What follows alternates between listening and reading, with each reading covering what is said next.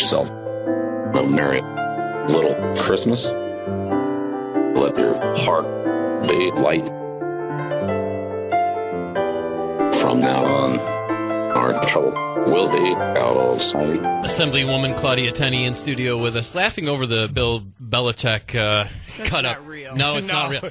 So be careful. I told Dave I'm going to take your voice and I'm going to cut it up and make you sing a Christmas Speaking song. of Donald Trump, there's a perfect video out there for you with Donald Trump. Have you seen the guy in No. the red, white, and blue shirt, and he's lip syncing Donald Trump? And he's drinking beer with his buddy on the front porch, just saying, it's hilarious. He's saying, we're going to win so much you're going to get sick of winning. But it's actually his voice, and the guy is like drinking and talking with his friend. You read it, you go, wow, that's exactly what it does seem like. Oh, the time people have on their hands. It's hilarious. I mean, I can forward it to you.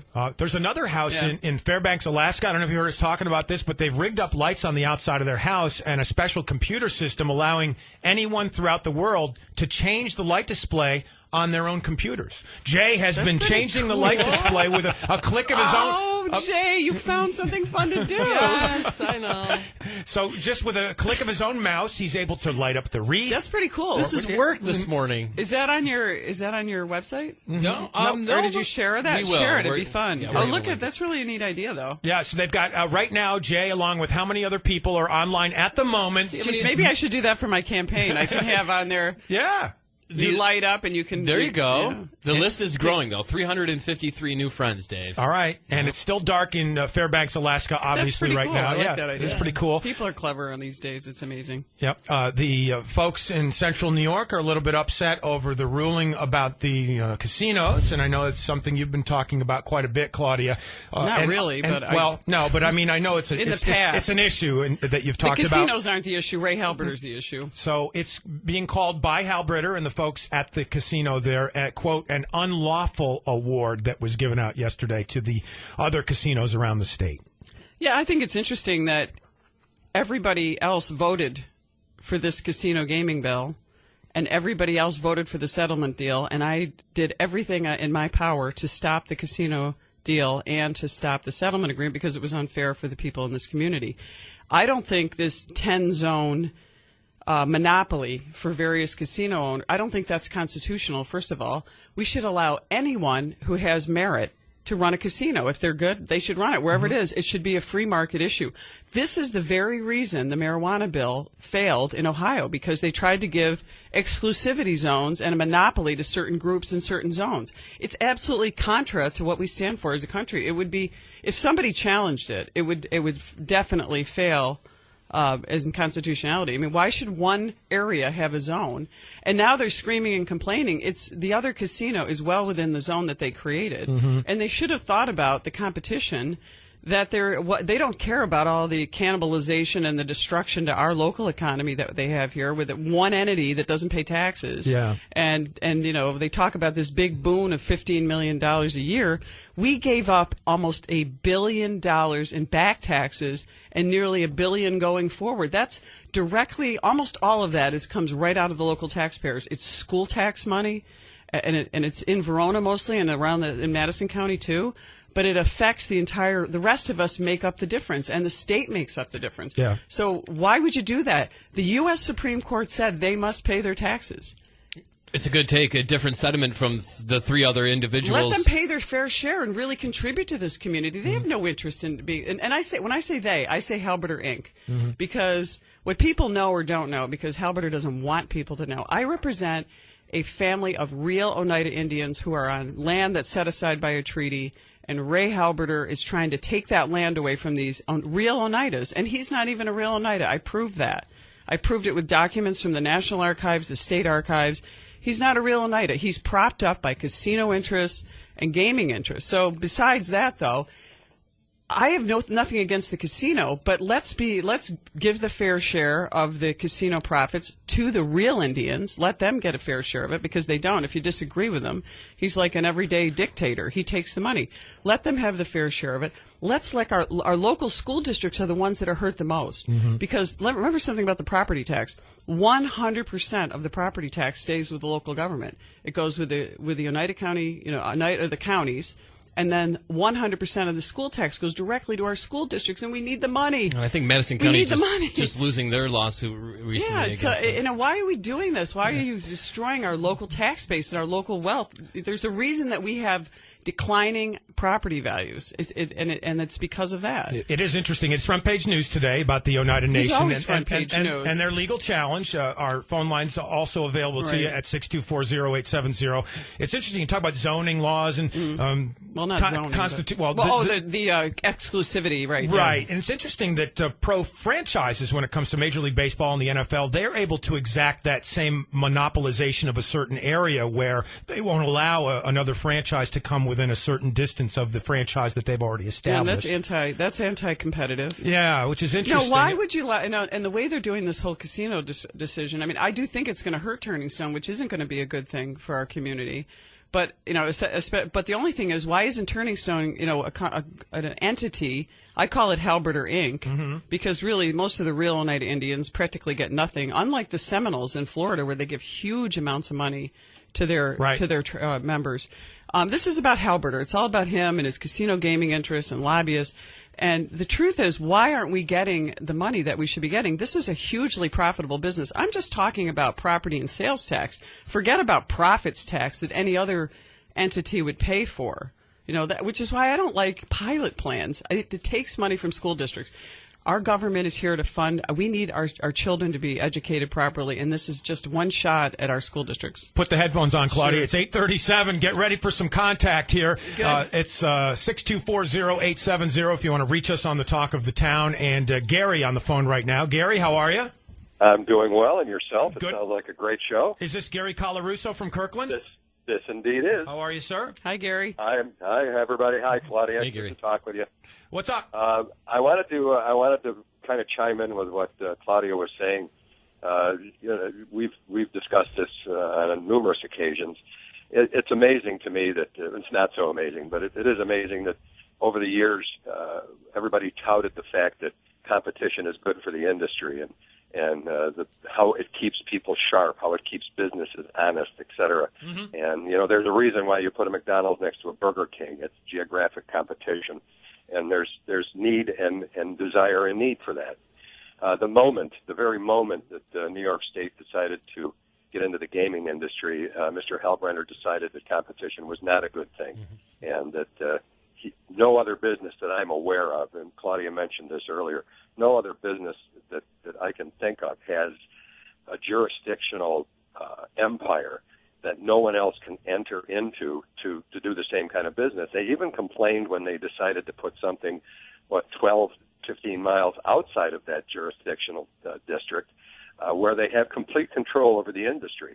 I would hearken this to maybe we should offer Rite Aid total control over the prescription drugs in a 3-county area, and see how that would float with competition. It's been an amazing run for this business, and it needs competition. It needs it to keep it honest.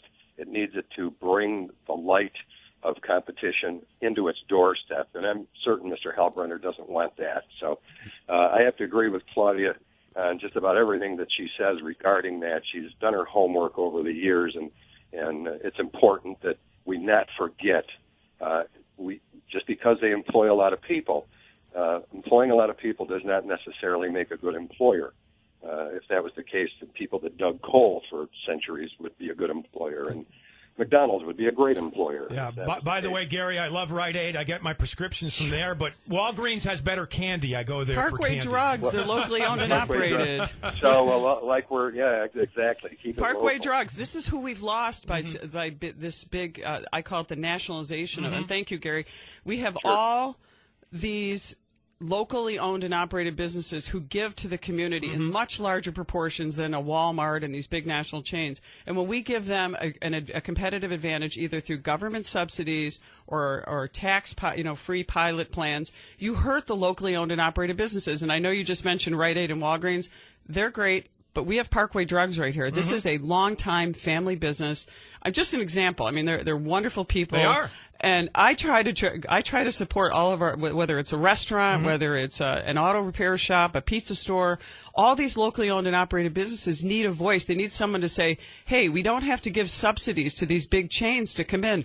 They're not better. And I know every time I see like the Hemstraut's commercial or the Holland Farms, I meant, they have that. My sister wants me to send her Half Moons all the time. She wants to come to Ventura's and go eat a traditional Italian food, and so many of the good restaurants we have that have the local businesses, and we forget about them. We miss them until we forget about them until they're gone, and then we say, gee, we miss them.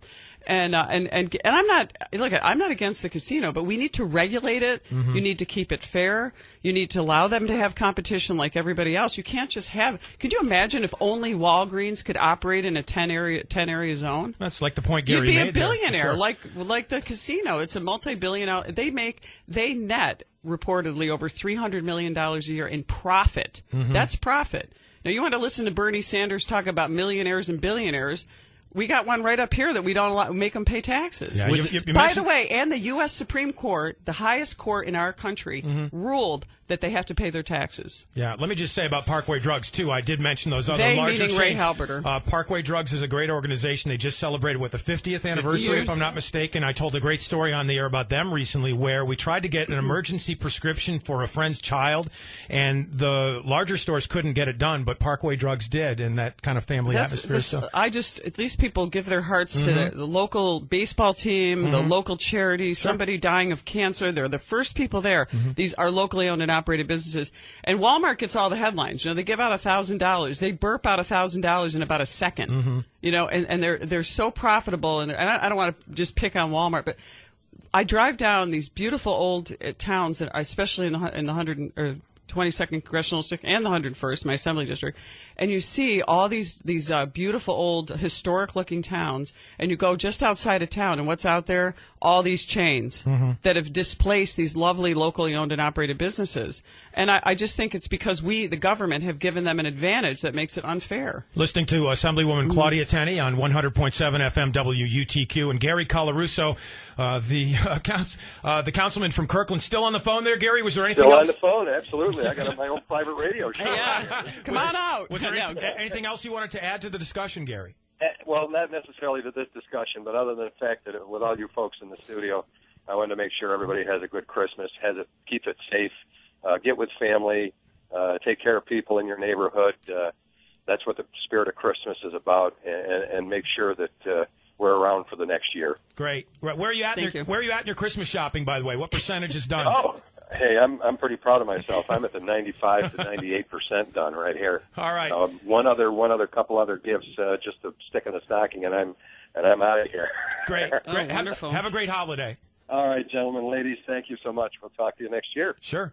Numbers to reach us, 624-0870. And another comment about the casino discussion we've been having here. Looks like Ken from Utica on the phone. Ken?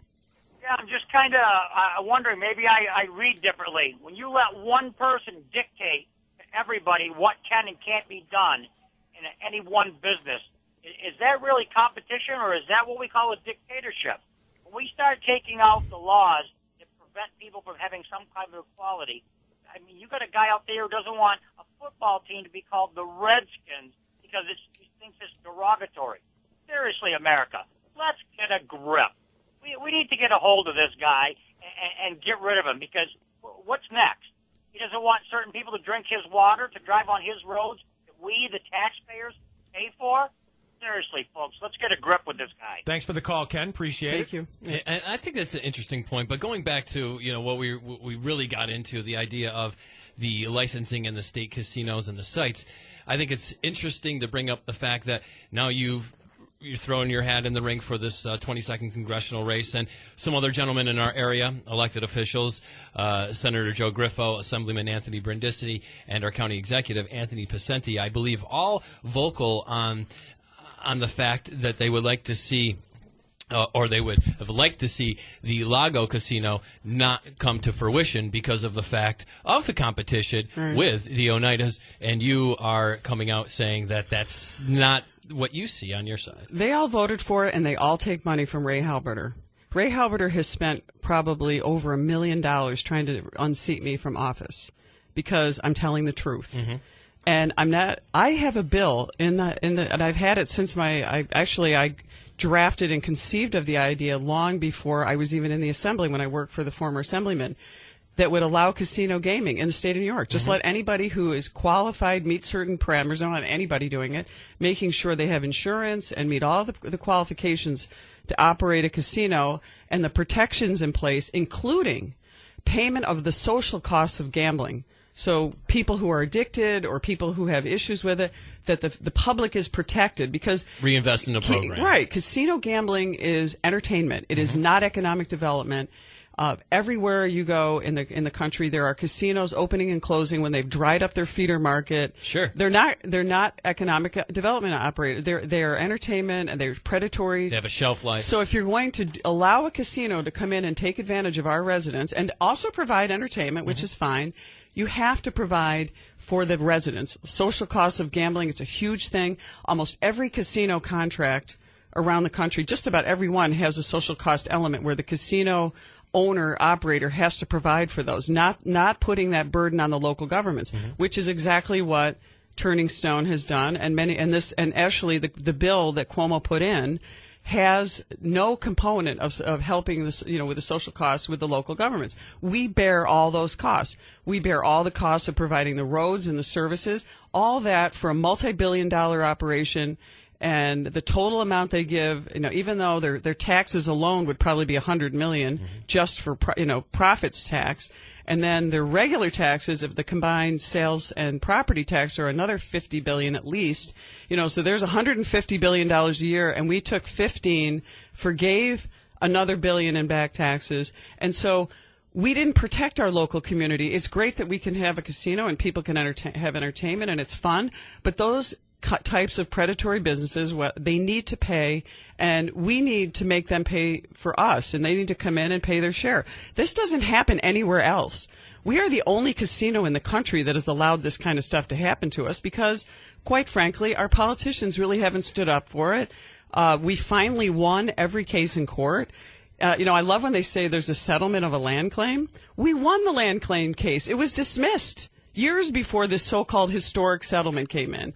So, the thing with Cuomo is, one of the interesting things, when the casino bill went through, they specifically took out any kind of money that should be paid for social costs. Right. They took all of this out of the bill, and I was like, you need to protect the local governments. We are burdened in this community by people who are addicted gamblers. How many people do you know are addicted to gambling around here? I know many, many people. I have clients. It's a tragedy for families, just like addiction to heroin or anything else. But we cannot allow that.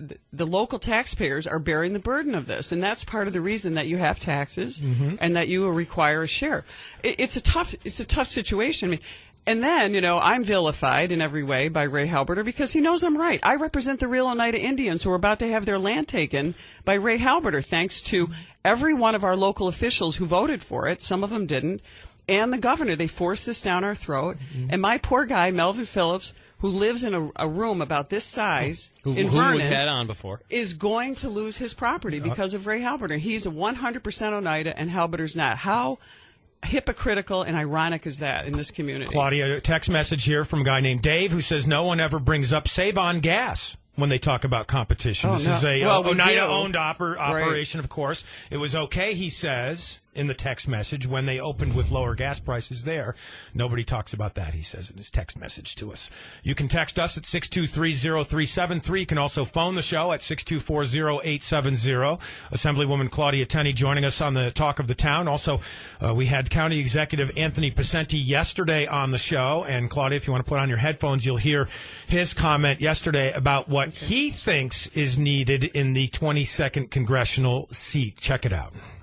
As a member of the Republican Party who does do that, if I don't and if others don't, and that becomes a concern because I really believe that it needs to be someone, again, in what we've had in that office in the past, someone who can reach across party aisles, who can work with people, who's not just going to yell no just for the sake of it, and who's not going to just be there to rattle cages, and no is not a strategy. No is not a policy. All right, so that's Anthony Picenti yesterday. He has not entered the race, although he's contemplating it, he says. It seems as if maybe those comments were aimed at you. I don't know for sure. What do you think? He does a lot of them and this and those and do and there and blah, blah. I mean, look at they love to say that I don't work with them. How come I have literally dozens and dozens of bills that I've co-sponsored with all of our local officials? Every one of them. Anthony Brindisi, Joe Griffo, all of our legislative delegation works really well together. We come together for our community, and it's a great thing. Now, for him to say that we don't work with people, I don't rubber stamp corruption. I don't. I'm not in this as a career politician. So when Richard Hanna got out, you saw the musical chairs. Everybody's scrambling. There's not a chair for me in the musical chairs game. So when I came out and ran against people like Tony Picenti, who was vehemently opposed to me, as a Republican, did direct mail pieces against me, as a lifelong Republican, what is this? This is silliness. This is all this. This is actually what Democrats say when they try to run against you, or I should say not credible Democrats, because I work with so many Democrats in the Assembly. They're wonderful. They do a really good job. A lot of people think everyone's corrupt. Everyone isn't corrupt, and I've said this on the show before.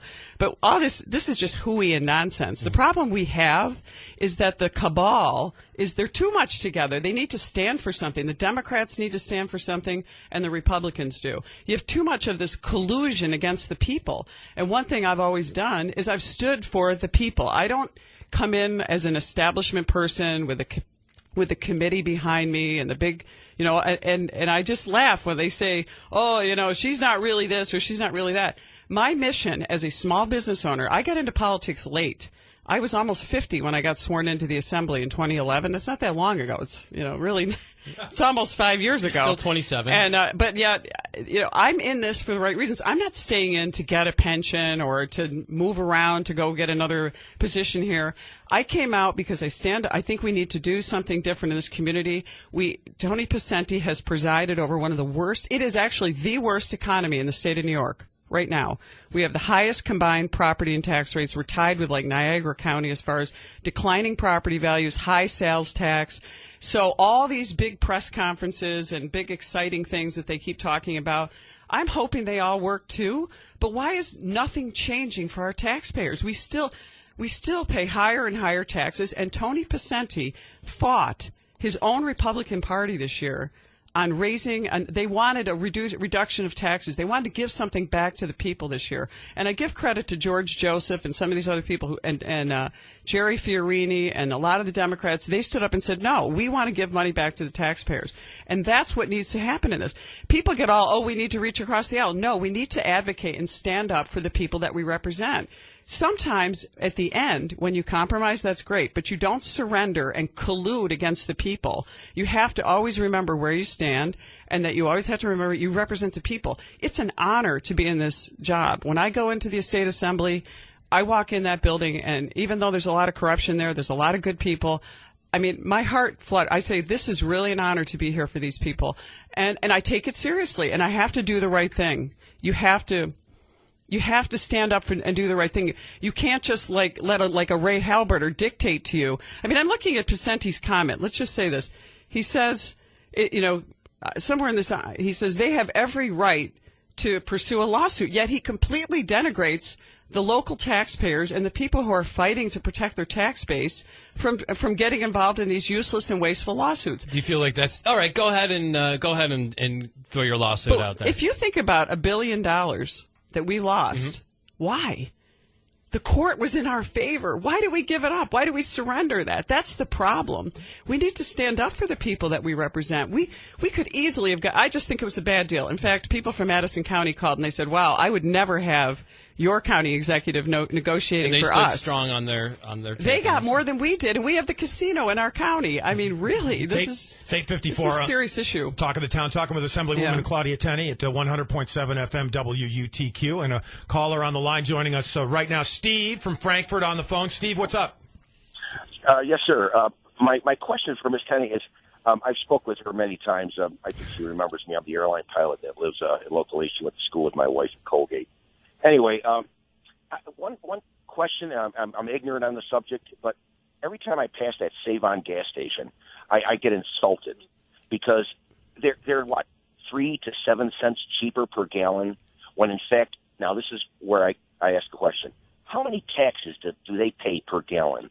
I think it's a lot less than the average merchant out there. Zero. So technically, their gasoline should be like in New Jersey. I'm based out of JFK. I fly for Delta Airlines. I drive down there occasionally, and I go through New Jersey, and a gasoline on average is $1.79 a gallon. Now, why is it 50 cents more a gallon here? Okay, I understand New York State taxes, but Save on Gas doesn't pay those same taxes, I think. Why can't their gas be below $2 a gallon? Good Why points. does it have to be just 5 cents less? Good points. Yeah, they pay zero taxes. In fact, they collect the taxes from us and they keep it. That's why, again, it's the level playing field issue. Ray. I say Ray Halberter. I call it Halberter Inc. I don't call it anything else. But the issue is they don't pay anything on the cigarette as well. The cigarettes. You should see the settlement agreement is literally just, it's like a total surrender. They can sell cigarettes all around the world and make billions of dollars and pay no taxes, except there's a slight federal excise tax that would be paid on it. But how can it, look at Nice and Easy, Fast Track, all of our local businesses, they all have to pay the full rate. Right. Good points. And they don't pay anything. And there's nothing wrong with again, this is a non-competitive situation. And let me go back to one thing that people always want to say, well, we stole their land. We did not steal their land. In 1788, all of the land owned by the Six Nations at the time was bought by the state of New York forever. And we paid for it. And I have all the records dating back from the 1788 to now where we paid for the land. So the treaty that's been violated is the Treaty of 1842, where Ray Halberter is now taking the land away from Melvin Phillips, who is actually a real Oneida Indian. He's a full-blooded Oneida Indian. So we welcome people to come to this community, and there were many of the Oneidas and the other tribes were treated very poorly by our communities, but the land was not stolen. There was discrimination. They lived in poverty. Melvin Phillips is the great American story. He grew up in poverty, literally lived in a house with a dirt floor. But he is an American through and through. He believes in fairness, and he's a great guy. He's just a super guy, and he's getting his land taken from Halberter. How can you justify?